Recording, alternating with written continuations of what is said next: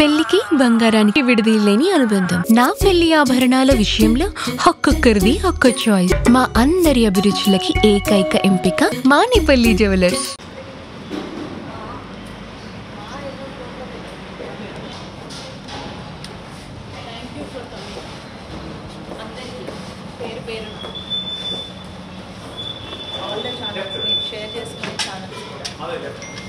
విజయ్ గారు, నేను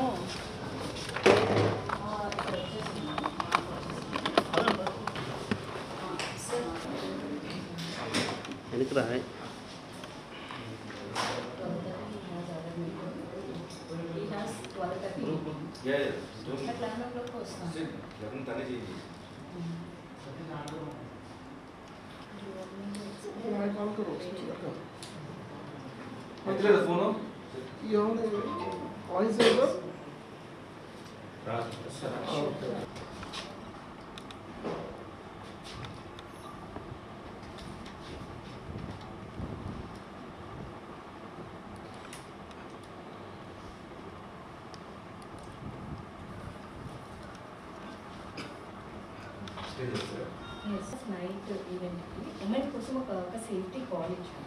just safety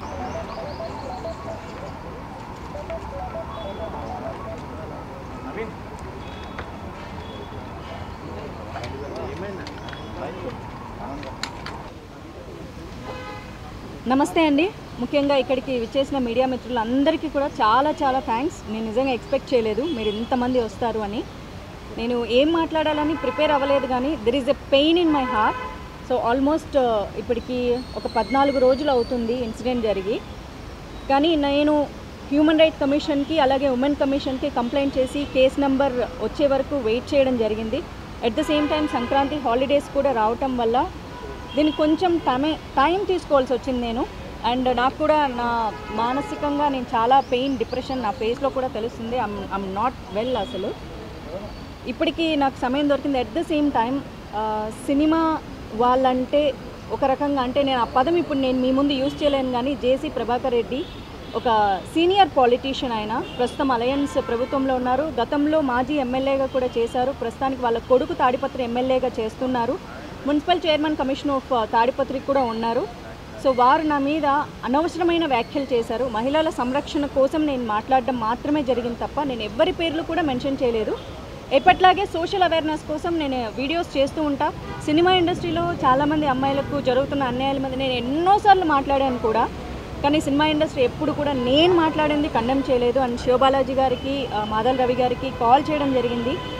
cinema industry అమ్మాయిని అయినందుకు నన్ను పని కట్టుకొని ఇలా అన్నారు. సినిమా షూటింగ్స్లో పూలు చల్లుకోవడం వల్ల వాళ్ళు నేకెడ్గా ఉంటారు అన్న ఒక విషయాన్ని కూడా ఆయన ప్రస్తావించి బాడీ షేమింగ్ చేయడం కానీ, సినిమా క్రియేటివిటీని కించపరచడం కానీ, లేకపోతే సినిమా వాళ్ళు అంటే ఒకసారి సినిమా చేసి మానేస్తే, లేకపోతే సినిమాలు చెయ్యాలంటే కూడా వాళ్ళు ప్రాస్టిట్యూషన్ కిందే లెక్క కడతారు, లేకపోతే వాళ్ళు అదే చేసి బతుకుతుంటారు, బ్రతుకుదెరుకు వాళ్ళకి అదే బ్రతుకుదెరు అని ఆయన పదే పదే మాట్లాడడం. క్షమాపణ 2 రోజుల తర్వాత చెప్పినా సేమ్ ఇష్యూ మళ్ళీ చెప్పారు. వాళ్ళు ఏదో బతుకుదెరువు కోసం చేసుకుంటూ ఉంటారు, కానీ నేను అనకూడదు.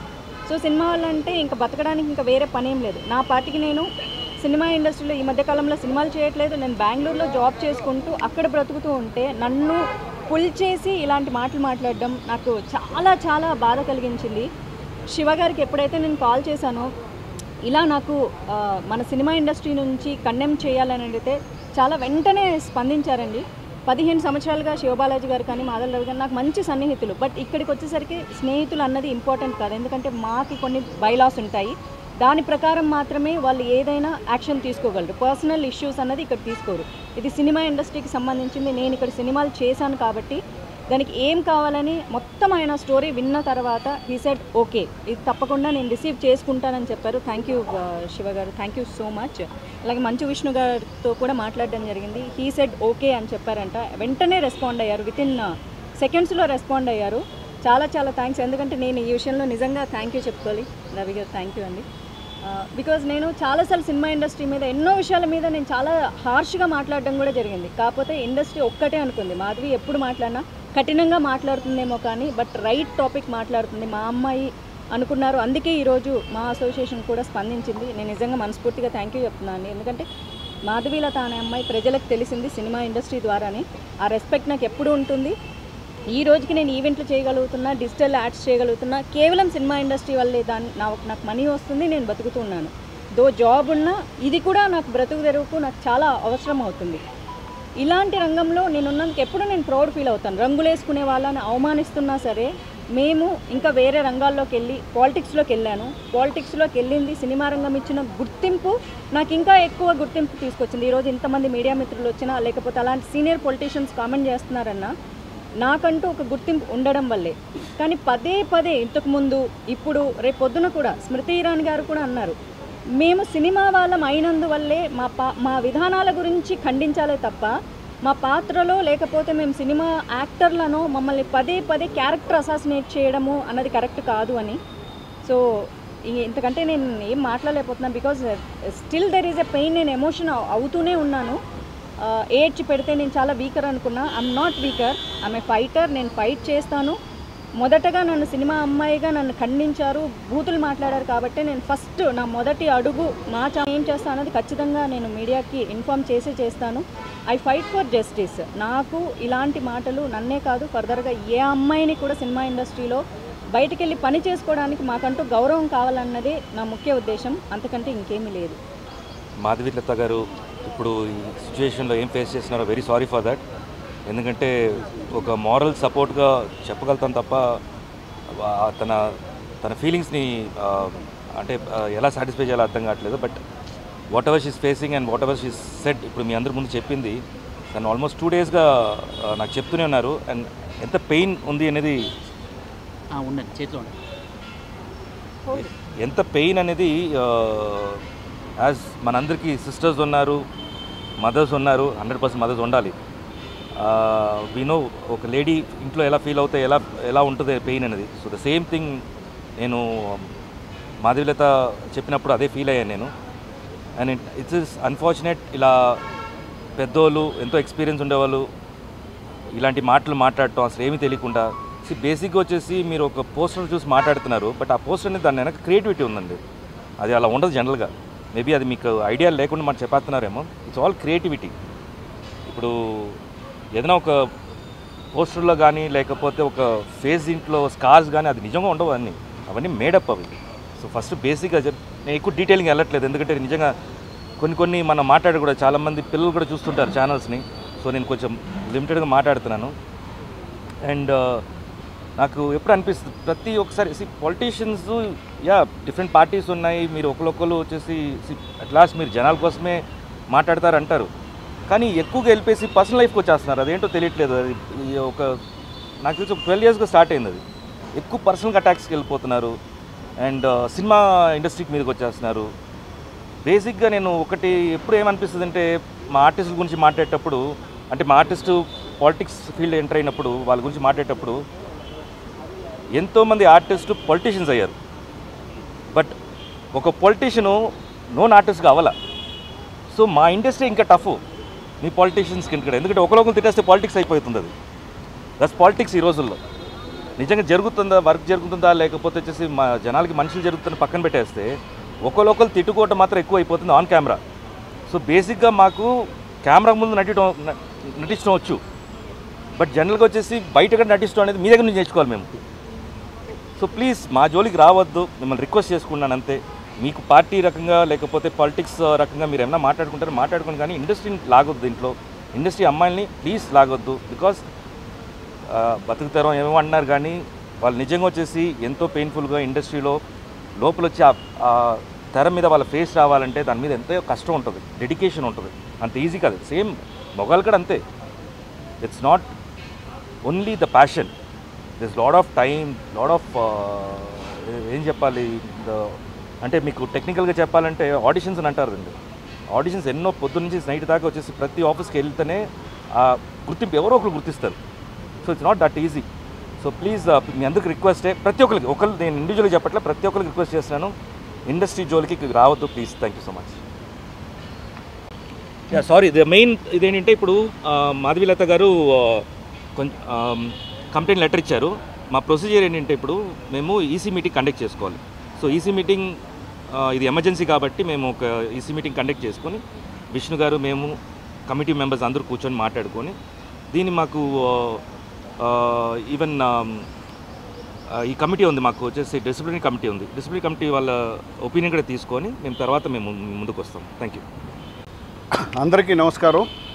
నాకు 3 రోజుల క్రితం మాధవీలత గారు ఫోన్ చేయటం జరిగింది. అలాగే శివబాలాజీ గారు కూడా ఫోన్ చేసి చెప్పారు ఇలా మాధవీలత గారిపై జరిగిన ఇన్సిడెంట్ పైన. దానిపై మంచు విష్ణు గారితో కూడా మాట్లాడటం జరిగింది. ముందుగా చెప్పాలనుకుంది ఏంటంటే మూవీ ఆర్టిస్ట్ అసోసియేషన్లో there is a women protection cell. ఎందుకంటే మూవీ ఆర్టిస్ట్ అసోసియేషన్లో ఉన్న మహిళలందరికీ మేము అండగా ఉంటామని ఒక సీరియస్ ఉమెన్ ప్రొటెక్షన్ సెల్ ఉంది. ఎందుకంటే ఇవాళ అసోసియేషన్లో మహిళలు వర్క్ ప్లేస్లో యాక్ట్ చేస్తున్నారు. వాళ్ళు ఎంతో కష్టపడి పాపం వాళ్ళ జీవితాలను పణంగా పెట్టి వాళ్ళు యాక్ట్ చేస్తున్నారు, జనంలోకి వెళ్తున్నారు. మరి అటువంటి వారిపైన ఎటువంటి దాడిని కూడా మేము మూవీ ఆర్టిస్ట్ అసోసియేషన్ తరఫు నుంచి ఖండిస్తాం. అలాగే మూవీ ఆర్టిస్ట్ అసోసియేషన్లోని మహిళలందరికీ అండగా ఉంటుంది. అలాగే మాధవీలత గారిని ఆ రోజు నేను రిక్వెస్ట్ చేసాం. ఛాంబర్లో కూడా వారు కంప్లైంట్ ఇచ్చారు. అలాగే ఇండస్ట్రీలోని అన్ని సంఘాల్లోనూ వారు కంప్లైంట్ ఇవ్వటం జరిగింది. తప్పనిసరిగా ఎందుకంటే ఈ మధ్య మేము చూస్తున్నాం, మాకు చాలా బాధాకరంగా ఉంది. ఇండస్ట్రీలో చాలా వ్యక్తుల పైన ఈ యూట్యూబుల్లో రాంగ్ ప్రచారాలు, అంటే నిజం గడప దాటేలోపే అబద్ధం ఊరంతా తిరిగేసి వస్తుంది. అది వాళ్ళ వ్యక్తిగత జీవితాలని పాడు చేస్తున్నాయి. ఎంతోమంది గురించి చనిపోయారని కానీ. సో ఇటువంటి దాళ్ళు మహిళలపై ఉండకూడదని మూవీ ఆర్టిస్ట్ అసోసియేషన్ ఇప్పుడు వారు ఇచ్చిన కంప్లైంట్ని మాకు వీ హ్యావ్ ఏ కమిటీ. ఈ కమిటీలో మొత్తం committee members, office bearers, committee members అందరూ చర్చించి దీనిపైన the entire committee will take a decision and we all say that we will stand by all the women in movie artist association. And మీరేం కంగారు పడద్దమ్మా, there is a women protection cell not only in movie artist association but the industry, film industry as a movie artist industry as a women protection cell. So తప్పనిసరిగా ఇండస్ట్రీలో కష్టపడే మహిళలకి అండగా ఉంటారని చెప్తూ సెలవు తీసుకుంటాను. ధైర్యాన్ని చెప్తున్నాను నేను. మా అసోసియేషన్ స్థాపించబడింది ఆడ కళాకారులైనా మగ కళాకారులైనా ఎవరైనా సరే మాలో ఉన్న సభ్యులకు ఎప్పటికీ మేము అండగా ఉంటూ వాళ్లకు ధైర్యాన్ని చెప్తూ ముందుకు వస్తాం. ఇకపోతే బయట పెద్ద నాయకులు వాళ్ళు వీళ్ళు కళాకారులను కించపరిచే విధంగా, ముఖ్యంగా ఆడ కళాకారులను కించపరిచే విధంగా ఏదేదో దుర్భాషలు ఆడుతున్నారు. మీకు ఫ్యామిలీ ఉంది, పిల్లలు ఉన్నారు, వాళ్లకు ఫ్యామిలీ ఉంది, పిల్లలు ఉన్నారు. మీరు ఒక మాట నవ్వుతూ అన్నా అది ఒక అద్దం లాంటి ఆ మనసు మీద రాయి వేసినట్టుగా ఉంటుంది. గుర్తించుకొని మాట్లాడండి. ఏదో మాట్లాడేద్దాము, మనకన్నా చిన్నవాళ్ళు, ఆడవాళ్ళు, సినిమా వాళ్ళని తక్కువ చేయకండి. సినిమా వాళ్ళు సీఎం అయ్యారు, జయలలిత గారు ఎంపీ అయ్యారు, జమున గారు లేడీసు, అన్న నందమూరి తారక రామారావు గారు 9 నెలలలో తెలుగు మొత్తం 2 రాష్ట్రాలు తిరిగి ఆంధ్రప్రదేశ్లో 105 సీట్లతో మునగాడుగా 9 నెలల్లో సీఎంగా ప్రమాణ స్వీకారం చేశారు. అలాంటి మహానటులు ఉన్న ఇండస్ట్రీ ఇది. మీరు నేను అనొచ్చు మిమ్మల్ని, కానీ మేము అనము. మీరు ఒక మంచి మార్గంలో నడవండి, మంచిగా చూడండి. మన శివబాలాజీ గారు చెప్పినట్టు రాజకీయ నాయకులు సినిమా యాక్టర్లు కాలేరు. సినిమా యాక్టర్లు రాజకీయ నాయకులు దేశాన్ని ఏలుతారు. ఇప్పుడు ఏలే వాళ్ళలో చాలామంది మన సినిమా ఆర్టిస్టులు, హీరోలు, పవర్ స్టార్లు, సూపర్ స్టార్లు ఉన్నారు. అది గుర్తుపెట్టుకోండి. మీరు మాట్లాడి గెలక్కండి ఆర్టిస్టులను. దయచేసి మీరు ఏదైనా మాటలంటే వాటిని రివర్స్ తీసుకొని క్షమాపణ కోరుకోండి. లేదా మేము ముందుకు వస్తూనే ఉంటాము. రేపు పొద్దున మీటింగ్లో ఇవన్నీ పెట్టి ఎవరితో ఏం మాట్లాడాలో, ఏ విధంగా ముందుకు పోవాలో మేము ఆలోచిస్తాం మా కమిటీ ద్వారా. మాధవీలత గారు, तुम संघर्ष करो, हम तुम्हारे साथ है, सारी इंडस्ट्री तुम्हारे साथ चलेगी. हम आपके भाइया है, आपके मदद करने वालों में से है. जिसको बोले उसको आके 2 मुँह में वो बकते रहे అంటే ఏది నోటికి వస్తే అది మాట్లాడుతున్నారు. అది తప్పు తప్పు తప్పు. ఇది పద్ధతి కాదు. ప్రపంచవ్యాప్తంగా మన తెలుగువాడు ఉన్నాడని చెప్పిన వ్యక్తి అన్న నందమూరి తారక రామారావు. ఆ తెలుగువాడే ఇంకో తెలుగు వాళ్ళని కించపరిచే విధంగా మాట్లాడితే ఇక బాగుండదు. అది ఇంకా మేము ఎన్నో మాట్లాడవచ్చు, కానీ మీరు పెద్దలన్న గౌరవంతో మేము మీకు వాల్యూ ఇస్తున్నాము, అది కాపాడుకోండి అన్న వాళ్ళే కానీ ఇంకా ఎవరైనా కానీ. నమస్తే, థ్యాంక్ యూ. మరోసారి ఫిర్యాదు చేయలేదని సరే అమ్మా. ఇప్పుడు నేను మిమ్మల్ని తిట్టినా మీడియా ముందు కాదు, నేను కదా ఎగ్జాక్ట్లీ వచ్చేసింది కదా, కోపం వచ్చింది కదా, చిన్న మాట జస్ట్ క్వశ్చన్ అడిగితే క్వశ్చన్ అడగగానే మీకు మమ్మల్ని టార్గెట్ చేయొద్దు అన్నారు. అంత బూత్ నేను తిట్టించుకున్నా. మిమ్మల్ని టార్గెట్ చేయడం నా ఇంటెన్షన్ కాదు, మిమ్మల్ని తిట్టడము. అడిగినంత మాత్రాన నేను మిమ్మల్ని తిట్టను.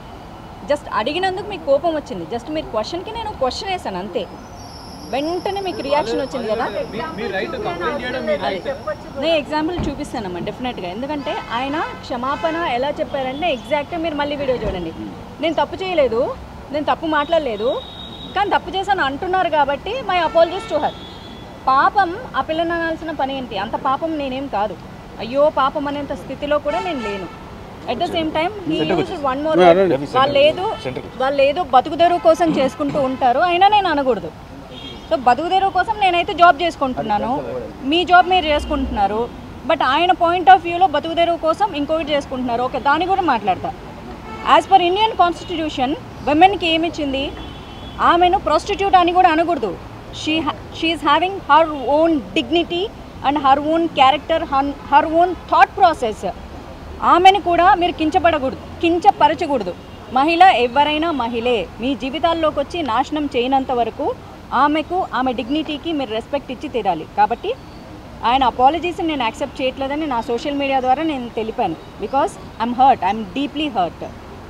సో ఒక సారీ చెప్పేసేస్తే అది పోయేది కాదు. నాకు జస్టిస్ కావాలి, నేను లీగల్గా పోరాడతా.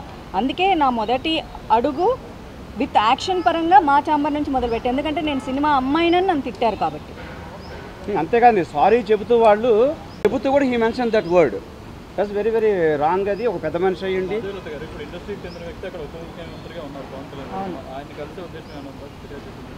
నేను నెక్స్ట్ ఇది మొదటి అడుగు అన్నాను కదండి, దాని తర్వాత ఖచ్చితంగా ఉంటుంది.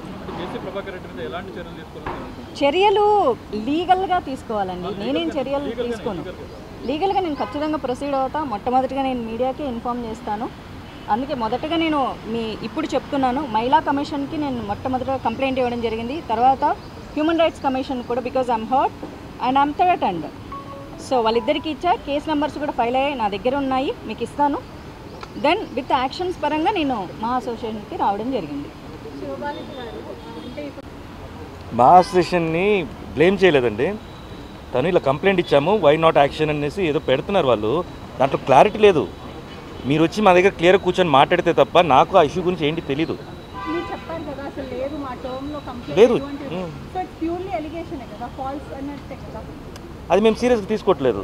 వేరే వేరే పనులు ఇప్పుడు డైరెక్ట్గా వచ్చేసి ఇప్పుడు మాధవీలత గారు వచ్చారు కాబట్టి ఇది ఒక ఇష్యూ. ఇంకా లేని ఇష్యూస్ ఉన్నాయి, వాటి మీద కాన్సన్ట్రేట్ చేస్తున్నాం. ఇప్పుడు లేని దాన్ని మేమే వెతుక్కొని వెళ్ళి మా మీద కంప్లైంట్ వేస్తారు, మేము మీద కంప్లైంట్ వేస్తున్నాం. మీరే చెప్పారు కదా, నేను చెప్పానండి. మళ్ళీ చెప్పాలంటే మళ్ళీ చెప్తాను. నేను ఎప్పుడు ఇవ్వలేదు, మాకు కంప్లైంట్ ఇవ్వలేదు. మాధవీలత గారు ఇలా ఇచ్చారండి, అలా పూనం కౌర్ గారు ఇచ్చి దీనికోసం మాట్లాడాలి. ఆవిడే మాట్లాడుకుంటుంది. అది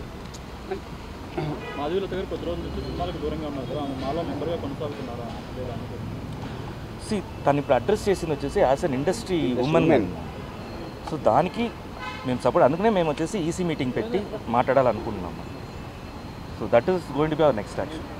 అట్ ద సేమ్ టైం అండి, ఈ సినిమా క్రిటిక్స్ అనే పేరు పెట్టుకొని చాలామంది యూట్యూబుల్లో నోటికి వచ్చిన బూతులు పెడుతున్నారు. చూస్తూనే ఉన్నా, చాలామంది హీరోలని, చాలామంది హీరోయిన్లని. When it comes to me, ఎందుకంటే ఇప్పుడు నాది సమస్య, నాకు పెయిన్ ఉంటుంది. వేరే వాళ్ళని తిట్టినప్పుడు నాకు కోపం వస్తుంది, కానీ నన్ను తిట్టినప్పుడు నాకు ఇంకా బాధ వస్తుంది. ఈ అమ్మాయిని ఈ మాటే కాదు, ఈ అమ్మాయిని కూడా దాన్ని ఈ మాటే కాదు, ఇంతకంటే ఇంకా ఏదైనా పెద్ద బూత్ ఉంటే అది తిడితే చాలా బాగుంటుంది, చెప్పు తీసుకొని కొడతామని ఈ సినిమా క్రిటిక్స్ అనే పేరుతో చాలామంది ఆడవాళ్ళు, చాలామంది మగాళ్ళు బతికేస్తున్నారు. సో అది కూడా అసలు కరెక్ట్ కాదండి. ఇక్కడ సినిమా క్రిటిక్స్ అంటే సినిమా ఇండస్ట్రీని హెల్తీగా క్రిటిసైజ్ చేయాలి తప్ప సినిమా వాళ్ళని అమ్మనా బూతులు తిడితే వాళ్ళు ఎప్పటికీ సినిమా క్రిటిక్స్ అవ్వరు. పక్కన పేరు పెట్టుకున్నంత మాత్రాన దే కాంట్ బి అఫీషియల్.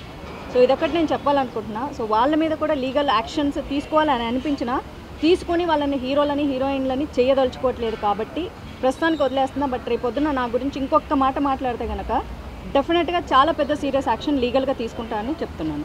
పెళ్లికి బంగారానికి ఎన్నటికీ విడదీయలేని అనుబంధం. పెళ్లి కాదు, మా ఇంట్లో ఏ శుభకార్యమైనా బంగారంతో మొదలవ్వాల్సిందే.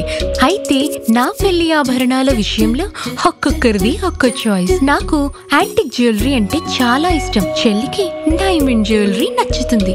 అమ్మ టేస్ట్ పక్కా ట్రెడిషనల్, నాన్నేమో పక్కా commercial. Best price, quality and service కావాలంటాడు.